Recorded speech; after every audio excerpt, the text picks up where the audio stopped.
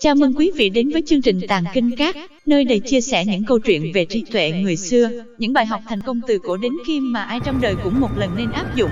Chương trình Tàng Kinh Các mở ra cho bạn thấy những tấm gương về năng lực phán đoán, phân tích và năng lực phát minh sáng tạo phi phàm của các nhân vật thông minh giàu trí tuệ. Nếu như bạn có thể lĩnh hội được phương pháp và kỹ xảo tư duy của các nhân vật thông minh giàu trí tuệ đó, thì mời quý vị hãy theo dõi và thực hành ngay câu chuyện của ngày hôm nay. Những câu nói ý nghĩa làm thay đổi cuộc đời bạn. Cuộc sống luôn công bằng, không cho không ai và cũng không vô tình lấy đi của ai bất cứ điều gì mà không có sự bù đắp trả giá. Đừng cảm thấy mình mất tất cả hay có tất cả mà không suy nghĩ cho những người xung quanh. Sẽ đến một lúc nào đó bạn phải bật khóc không vì một lý do nào cả. Đó là lúc bạn nhận ra mình đã đánh mất quá nhiều thứ và không bao giờ lấy lại được chúng nữa. Chỉ đơn giản là một câu nói thôi, nhưng chứa đựng bên trong là biết bao ý nghĩa triết lý về cuộc sống. Đây là một trong những câu nói hay về cuộc sống, khiến chúng ta phải suy nghĩ, đúng không? Bạn chỉ mất vài phút để nhận những câu nói ý nghĩa hay và ngắn gọn, nhưng có thể chúng sẽ làm thay đổi cuộc đời bạn. 1. Sai lầm lớn nhất đời người là dùng sức khỏe để đánh đổi lấy những vật ngoài thân. Bi ai lớn nhất đời người là dùng sinh mệnh để đổi lấy phiền não, và lãng phí lớn nhất đời người là dùng tính mạng để giải quyết rắc rối do bản thân mình tạo ra. 2. Dù rất chua chát, nhưng sự thật là nhà ở có sữa to, rộng hơn thế nào đi nữa cũng chỉ là nơi ở tạm thời. Cái quách sành mới là nhà ở vĩnh hằng của tất cả chúng ta. Thế nên, nhà rộng chẳng bằng tâm rộng. Tấm lòng rộng mở, bề ngoài an yên, không bằng lòng an yên. 3. Nỗi đau lớn nhất đời người là con cái muốn báo hiếu, nhưng cha mẹ không còn nữa. Bi kịch lớn nhất đời người là nhà chưa giàu, người đã ra đi. Và đáng thương nhất đời người là vào lúc chiều tà mới ngộ ra mình đáng ra nên làm những gì. 4. Khi tâm linh có xu hướng bình tĩnh lại, tinh thần càng trở nên vĩnh hằng.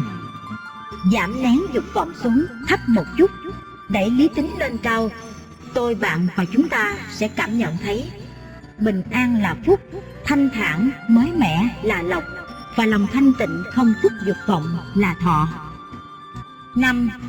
Người trừ tớ vịnh vào những lý do không có thời gian rèn luyện cơ thể, sớm muộn sẽ phải bỏ thời gian ra để đi chữa bệnh.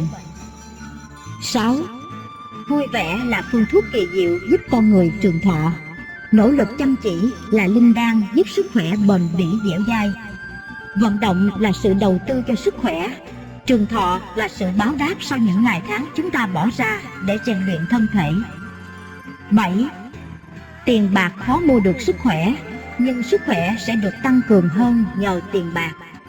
Tiền bạc khó mua được hạnh phúc, nhưng muốn có hạnh phúc buộc phải có sức khỏe. Hạnh phúc của đời người không nằm ở danh lợi mà xuất phát từ sức khỏe.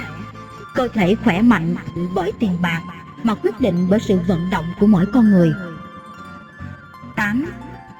Ăn uống quý ở chỗ biết kiêng khem, đọc sách quý ở chỗ biết chọn cái hay để đọc, luyện tập quý ở chỗ duy trì bền lâu. 9. Cả ngày ăn yến tiệc chẳng bằng ăn một bữa cơm đạm bạc thật ngon. 10. Nụ cười không cần đầu tư vốn liếng, nhưng nó có thể tạo ra của cải. Tán dương biết khen cái đẹp không cần dùng đến tiền mà vẫn tạo ra sức mạnh ngàn cân. Chia sẻ không mất chi phí, nhưng có thể nhân niềm vui lên gấp nhiều lần. 11. Niềm vui luôn đi cùng những người khoan dung. Của cải luôn sánh vai cùng những người biết giữ chữ tín. Trí tuệ luôn song hành cùng những người cao thượng. Sức hấp dẫn luôn xuất hiện bên người hài hước, và sức khỏe luôn đến với những người vui vẻ, mở rộng trái tim. 12. Sự nghiệp không cần kinh thiên động địa, có thành tựu là được. Tiền bạc không cần thừa thãi, dùng cả đời không hết, đủ tiêu là được. Bạn bè không cần lúc nào cũng như hình với bóng, nhớ nghĩ về nhau là được. Con cái không cần nhiều hoặc ít, hiếu thuận là được. Tuổi thọ không cần quá 100, sống khỏe mỗi ngày là được. 13. Chẳng có một người bạn nào có thể quan trọng hơn sức khỏe, cũng chẳng có một kẻ địch nào đáng sợ hơn bệnh tật. Thay vì đau khổ gặm nhấm nỗi đau do bệnh tật gây ra, hãy đứng dậy vận động để cuộc đời thêm nhiều màu sắc. 14. Có gì cũng được trừ có bệnh, không có gì cũng được trừ không có tiền, thiếu gì cũng được trừ thiếu sức khỏe. Sức khỏe không phải là tất cả, nhưng không có sức khỏe sẽ chẳng có thứ gì. 15. Quan lớn không bằng chí lớn không bằng lương cao không bằng thọ lâu không bằng vui vẻ. Không sợ đãi ngộ thấp, chỉ sợ mệnh đoạn. Không sợ kiếm được ít tiền, chỉ sợ ra đi quá sớm. 16. Cái gì cũng có thể không tốt, nhưng tâm trạng không thể không tốt. Cái gì cũng có thể thiếu, nhưng tự tin thì không thể thiếu. Cái gì cũng có thể không cần, nhưng vui vẻ thì bắt buộc phải cần. Cái gì cũng có thể quên, nhưng việc rèn luyện sức khỏe không được phép quên. 17. Đối xử tốt với bản thân, hạnh phúc không gì so sánh được. Đối xử tốt với người khác, vui vẻ không gì so sánh được. Đối xử tốt với sinh mệnh sẽ khỏe mạnh không gì so sánh được. 18. Có 3 thứ cần lãng quên: lãng quên tuổi tác, lãng quên quá khứ và lãng quên ân oán. 19. Có 4 thứ cần có: bất luận bạn mạnh yếu ra sao, nhất định cần phải có người yêu mình thật sự, có bạn bè tri kỷ, có sự nghiệp phát triển từng ngày và có một mái nhà ấm áp tràn ngập yêu thương. 20. Có 6 thứ không nên: không nên đói mới ăn, không nên khát mới uống, không nên buồn ngủ mới đi ngủ, không nên mệt mới nghỉ, không nên bệnh mới đi khám, không nên để già rồi mới hối hận. 21. Không cầu là quý, ít bệnh là thọ, đủ dùng là giàu, không dục vọng là phúc, và cảm kích là hỷ. 22. Nếu không có sức khỏe, trí tuệ, văn hóa, năng lực khó mà bộc lộ ra ngoài, và trí thức cũng chẳng có cơ hội để dùng đến. 23. Đời người không nằm ở việc sống lâu hay ngắn, mà nằm ở việc giác ngộ sớm hay muộn. Sinh mệnh không dùng để đính chính người khác đúng hay sai, mà dùng để thực hiện một cuộc sống nhiều màu sắc của chính bản thân chúng ta. 24. Người bị oán hận không đau khổ, người oán hận người khác lại chịu thương tổn nghiêm trọng. Thế nên tuyệt đối không nên hận người để rồi tự hại mình. 25. Nếu có người lăng mạ, nguyền rủa bạn, không nhất thiết phải quay đầu lại xem người đó là ai. Hãy thử nghĩ sâu sắc một chút mà xem. Giả sử một con chó điên cắn bạn một cái, lẽ nào bạn cũng cần phải hạ mình cúi thấp sát đất chỉ để cắn trả lại nó một cái? 26. Không tranh luận với kẻ ngốc, nếu không sẽ không thể biết rõ ai là kẻ ngốc. 27. Học lực là một tấm huy chương đồng, năng lực là tấm huy chương bạc, nhân duyên, các mối quan hệ xã hội của con người là huy chương vàng, và tư duy đứng trên tất cả những tấm huy chương nói trên. 28. Người thành công không thắng ở điểm xuất phát, mà thắng ở những bước ngoặt. 29. Tiền có 2 loại: khi tiêu hết, đó là tiền, là tài sản; không tiêu hết, đó là giấy, là di sản. 30. Bộc lộ sự nóng nảy ra ngoài, đó gọi là bản năng; kìm nén sự nóng nảy vào bên trong, đó gọi là bản lĩnh. 31. Cuộc sống không có tình yêu giống như một hoang mạc. Khi bạn tặng hoa hồng cho người khác, tay của bạn tự khắc cũng sẽ thơm. Cần lĩnh hội được rằng yêu người khác thật ra là yêu chính mình. Hãy để tình yêu giống như ánh nắng buổi chiều sưởi ấm trái tim mỗi con người. 32. Xinh gái đẹp trai nhưng bản thân không biết, đó chính là khí chất. Có tiền tài hoa nhưng người khác không biết, đó chính là tu dưỡng. 33. Duyên phận là một cuốn sách, Nếu lật dở mà không để tâm sẽ bị lướt qua. Đọc quá chăm chú sẽ khiến người ta rơi nước mắt. 34. Hãy cảm ơn người nói cho bạn biết khuyết điểm của bạn.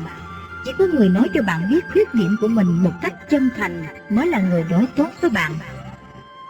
35. Đừng nói dối. Vì nói một câu dối gian là phải bị đặt ra 10 câu gian dối để bù đắp. Bạn có cần phải khổ như vậy không? 36. Trả thù không thể hóa giải thù hận. Chỉ có khoan dung tha thứ mới có thể làm được việc đó. Hãy cố gắng để cuộc sống của chính mình được thanh thản. 37.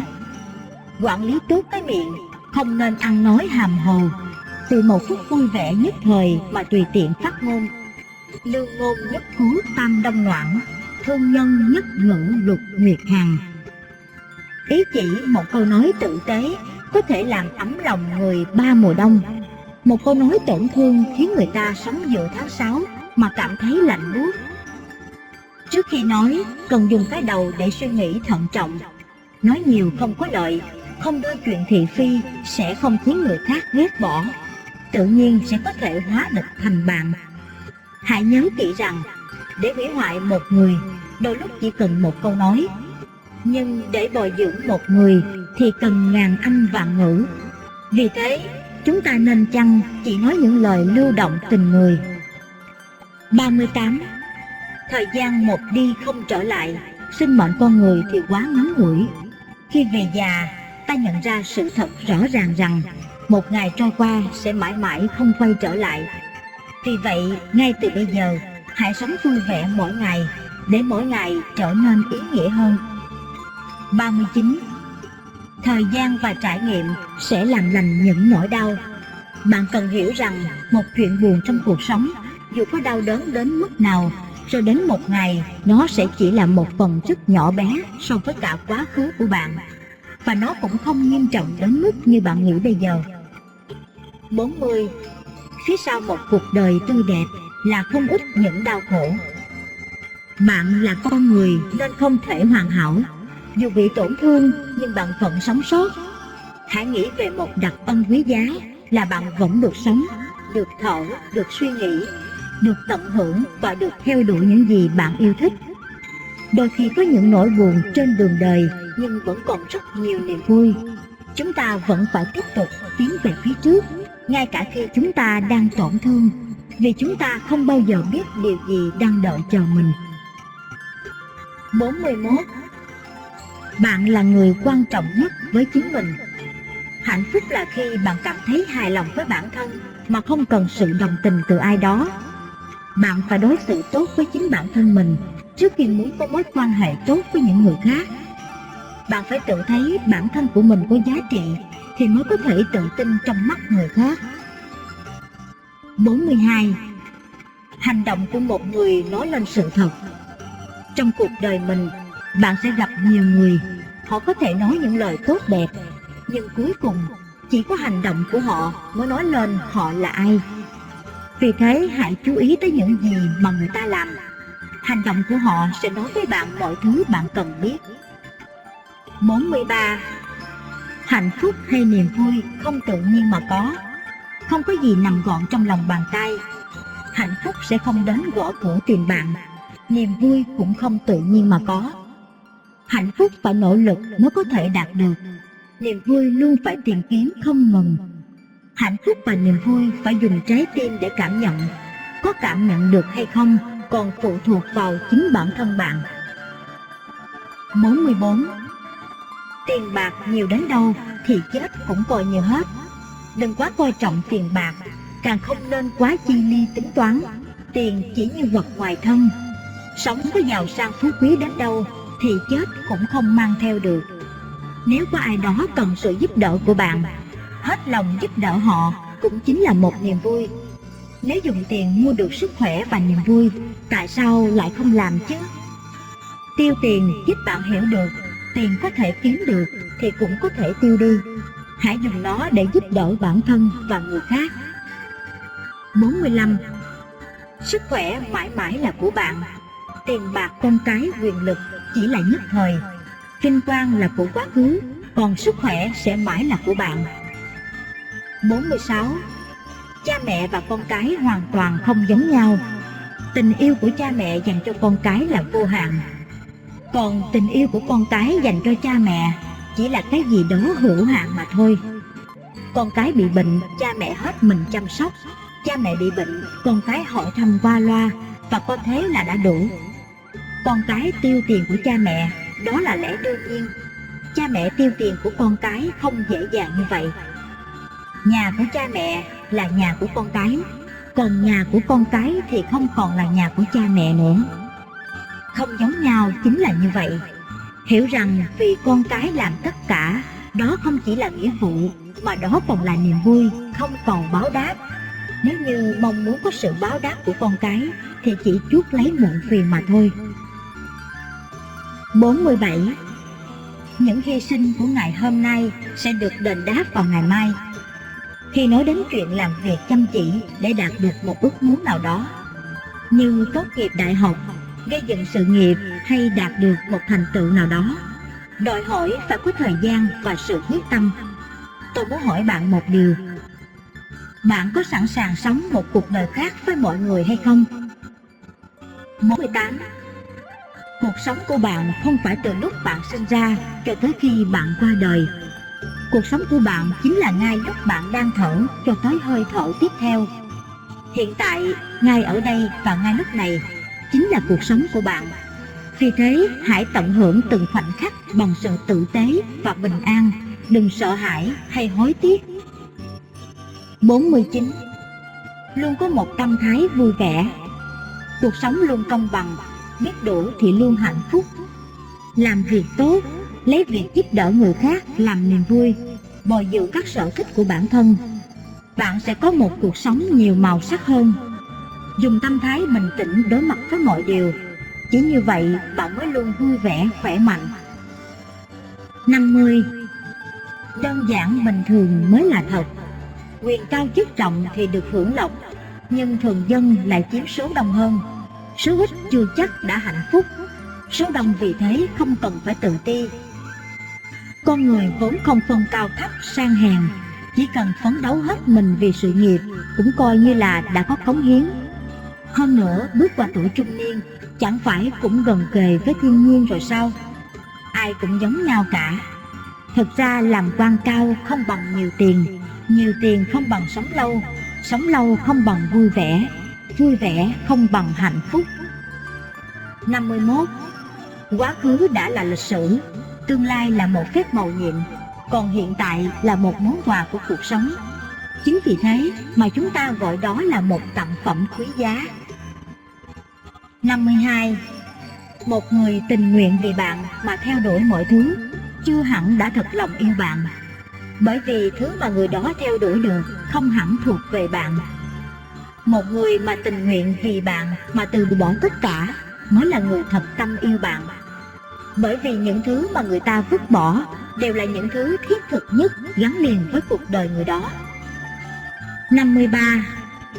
Có lẽ cần phải trải qua tuổi thanh xuân mới có thể hiểu được tuổi xuân là khoảng thời gian ta sống ích kỷ biết chừng nào.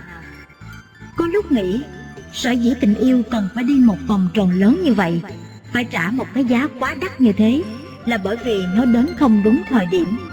Khi có được tình yêu, chúng ta thiếu đi trí tuệ. Đợi đến khi có đủ trí tuệ, chúng ta đã không còn sức lực để yêu một tình yêu thuần khiết nữa. 54. Cuộc sống không phải là phim ảnh, không có nhiều đến thế, những lần không hẹn mà gặp. 55. Tôi tự nhủ với bản thân mình rằng cần phải sống chân thực, bất kể người khác nhìn mình bằng con mắt nào đi chăng nữa.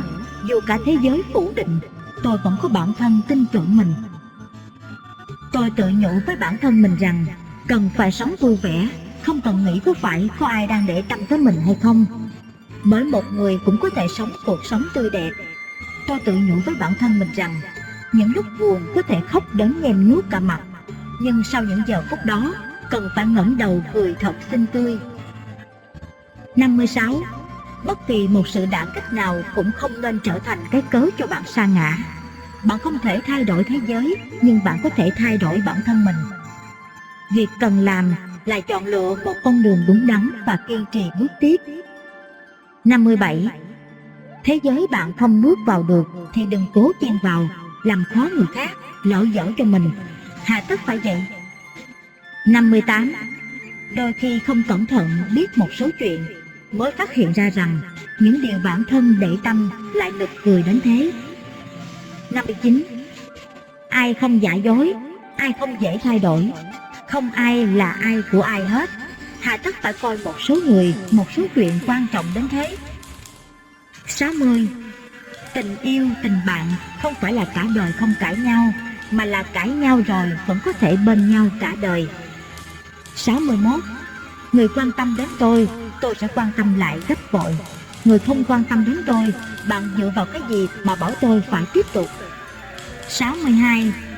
Đừng bao giờ thay đổi mình vì người khác. Nếu họ không thể tiếp nhận một con người nhiều điểm xấu là bạn, thì cũng không xứng để có được một con người với nhiều điểm tốt là bạn. 63. Đi ngược lại với đám đông có nghĩa là bạn cực kỳ thông minh hoặc cực kỳ ngu dốt. 64. Khi tất cả những cái khác đã mất đi thì tương lai vẫn còn. 65. Để tâm nên mới nghĩ ngợi linh tinh, không để tâm đến nghĩ cũng chẳng buồn nghĩ. 66. Không nghe, không hỏi, không nhất định là đã quên, song chắc chắn là đã xa cách. Cả hai trầm lặng quá lâu, đến chủ động cũng cần có dũng khí. 67. Đừng nên dùng những lời tuyệt tình để làm tổn thương đến người mà bạn yêu vào lúc tâm tình tồi tệ nhất. 68. Có những lúc không có lần sau, không có cơ hội bắt đầu lại. Có những lúc bỏ lỡ hiện tại, vĩnh viễn không còn cơ hội nữa. 69. Hãy dùng thái độ cam tâm tình nguyện để sống một cuộc sống an ổn. 70. Tất thảy mọi vấn đề đều là vấn đề của bản thân. 71.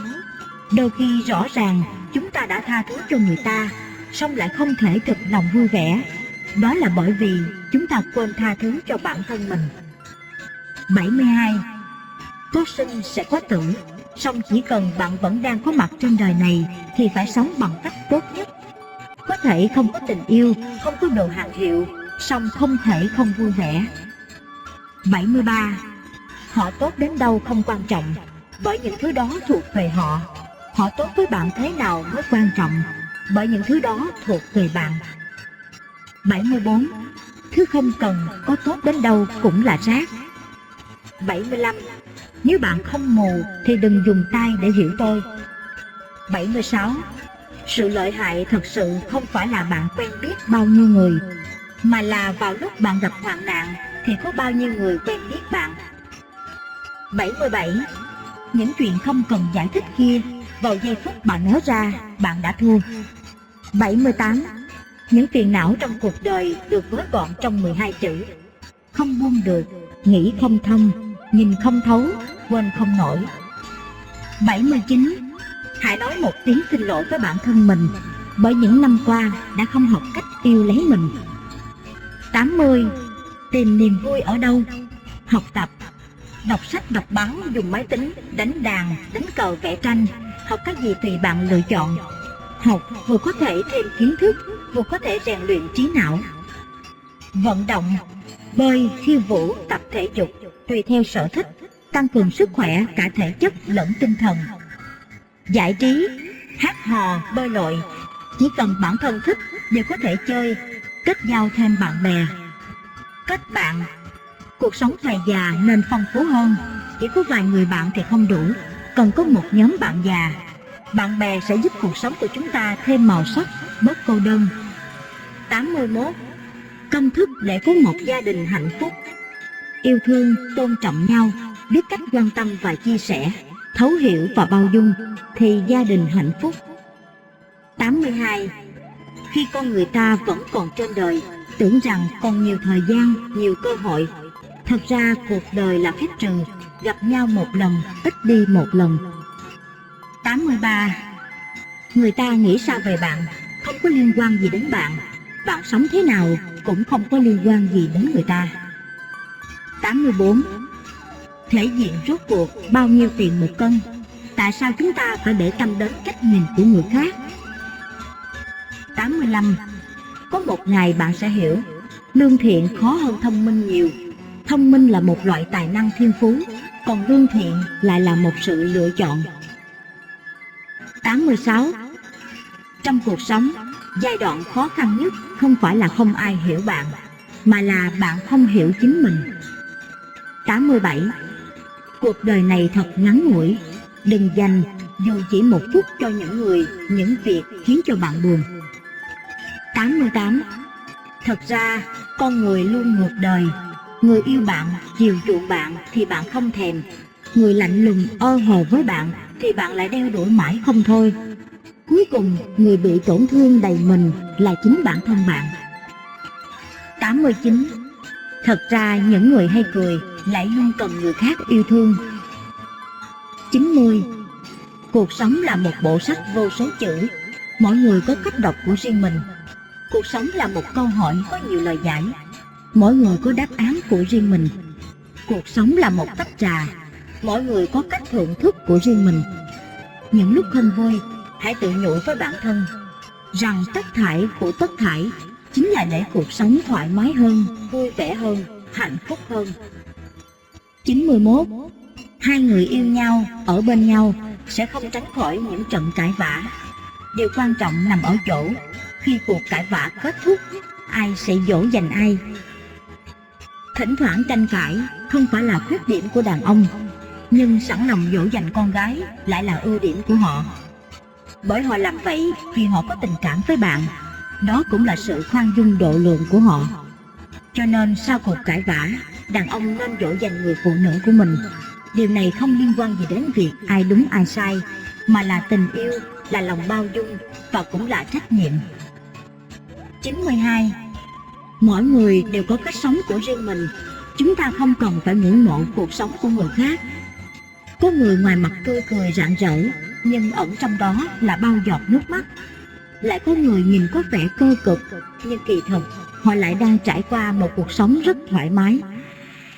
93. Người thông minh là người có thể che giấu đi sự thông minh của mình. 94. Nhiều thứ chúng ta mong mỏi có được có giá đắt, nhưng sự thật là những gì thực sự khiến chúng ta hài lòng là hoàn toàn miễn phí. Đó là tình yêu, là tiếng cười và là những giây phút miệt mài theo đuổi đam mê của mình. 95. Đừng xem trọng bề ngoài vì nó có thể đánh lừa bạn. Đừng xem trọng sự giàu sang vì nó có thể mất dần. Hãy đến với người biết làm bạn cười, vì chỉ có nụ cười mới biến ngày buồn thành vui. 96. Đời này chỉ có chính bạn mới hiểu bạn nhất. Không phải mẹ bạn, không phải người yêu bạn, không phải bạn thân của bạn, không phải thầy bói, mà chính là bạn. Vậy nên hãy tỉnh táo trước khổ đau và nhẹ nhàng trước sung sướng. Sướng khổ là do tâm mình thôi. 97. Một lời bất cẩn có thể gây bất hòa, một lời độc ác có thể làm hỏng cả cuộc đời. Một lời đúng lúc có thể làm giảm căng thẳng, một lời yêu thương có thể đem lại hạnh phúc. 98. Luôn đặt mình vào vị trí của người khác. Nếu trong vị trí đó bạn thấy đau, có lẽ người kia cũng sẽ cảm thấy như vậy. 99. Đừng hạ thấp giá trị bản thân bằng cách so sánh mình với những người khác. Đó là vì mỗi chúng ta là những con người hoàn toàn khác nhau. Chúng ta là những cá nhân độc lập với những tài năng riêng biệt. 100. Chớ để cuộc sống trôi tuột qua kẻ tay vì mãi đắm mình trong quá khứ hoặc mơ mộng ảo tưởng về tương lai. Hãy tận hưởng cuộc sống trong từng khoảnh khắc. Bạn sẽ cảm thấy từng ngày trôi qua thật trọn vẹn. 101. Bạn bè bạn sẽ không cần bạn phải giải thích gì cả. Còn với kẻ thù thì dù cho bạn có giải thích bao nhiêu, họ cũng chẳng tin đâu. Hãy cứ làm những gì mà thâm tâm bạn biết là đúng. 102. Lúc nào tôi cũng bay theo hướng bay của người khác. Lần này tôi sẽ bay theo con đường mà tôi đã lựa chọn. Cuộc sống này cũng không phải toàn niềm vui, niềm hạnh phúc, mà xen lẫn vào đó là những nỗi buồn, nỗi đau thương. Nhưng dù cho cuộc sống có thế nào đi nữa, hãy sống vì bản thân mình các bạn nhé. Hãy theo đuổi ước mơ của mình, và hãy làm công việc mà mình thích. Cuộc sống là không từ bỏ. Hạnh phúc không có một đáp án chuẩn mực. Niềm vui cũng không chỉ xuất phát từ một con đường. Thu lại ánh mắt ngưỡng mộ người khác và nhìn lại tâm hồn mình. Sống một cuộc sống mà mình mong muốn chính là những ngày tháng tươi đẹp nhất. Cách sống mà mình muốn mới chính là cách sống tốt nhất. Cảm ơn quý vị đã quan tâm theo dõi. Hãy giúp chương trình Tàng Kinh Các ngày càng phát triển. Xin hãy vui lòng ấn nút đăng ký và ấn nút chuông thông báo để đón xem chương trình mới nhất và chia sẻ rộng rãi để giúp quý khán giả khác cũng nhanh thành công hơn. Cho đi là được nhận lại. Xin cảm ơn.